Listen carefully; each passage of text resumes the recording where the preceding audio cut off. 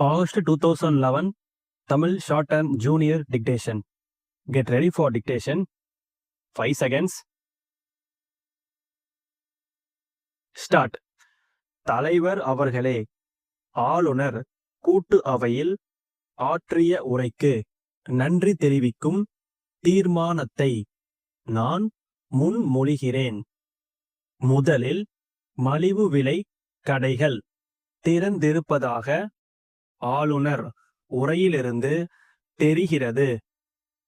பின்தங்கிய வகுப்பினர் எங்கு இருக்கிறார்களோ, எந்த கிராமங்களில் வசிக்கிறார்களோ அங்கு எல்லாம் மலிவு விலை கடைகளை திறந்தால் ஏழைகள் மேம்படுவதுடன் நம் நாட்டில் இருக்கிற விலைவாசி உயர்வையும் கட்டுப்படுத்தலாம். அரிசி கொள்முதலை சிறிய அதிகாரிகள் நன்றாக கண்காணித்து கொள்முதல் செய்தால் நாட்டில் அரிசி கொள்முதலுக்கே இடமில்லாமல் போய்விடும்.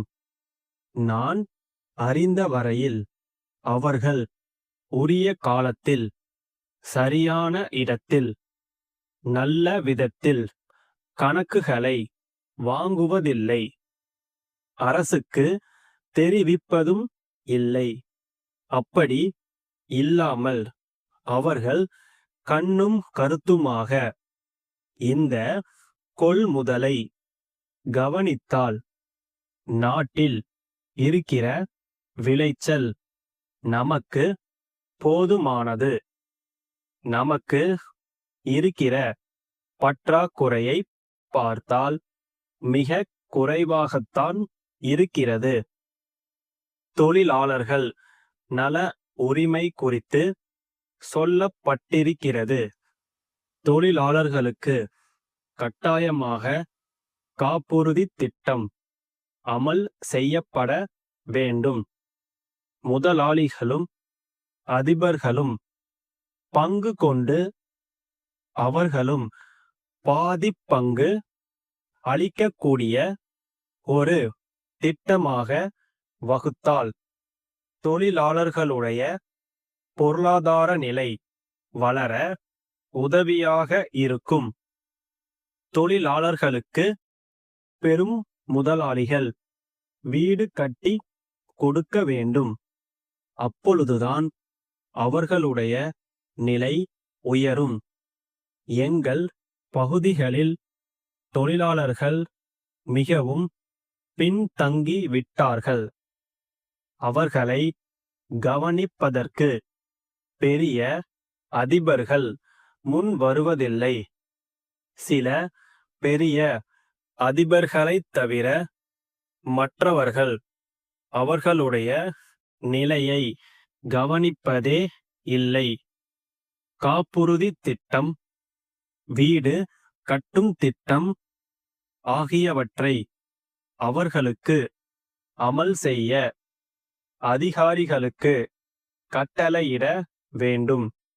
மேலும் அவர்களிடையே சிறு சேமிப்பு திட்டத்தை புகுத்த வேண்டும். அதற்காக அவர்களிடத்தில் நல்ல பிரச்சாரம் செய்ய வேண்டும்.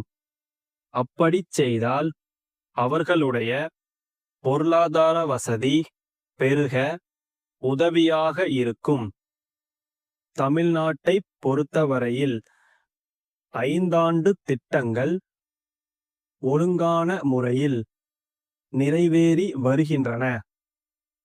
தமிழ்நாட்டை பொறுத்தவரையில் திட்டங்கள் குறையற்ற முறையில் நிறைவேறி இருக்கின்றன என்பதை பார்த்து நாம் எல்லோரும் மகிழ்ச்சி அடைகிறோம்.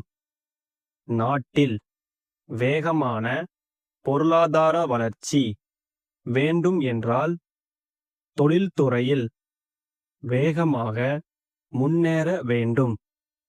சென்னை முருகன் கூட்டமைப்பிடமிருந்து மதுரை முரளி கூட்டமைப்பிற்கு எழுதுகிற கடிதம். அன்புடையீர், தங்களுடைய கடிதம் கிடைத்தது.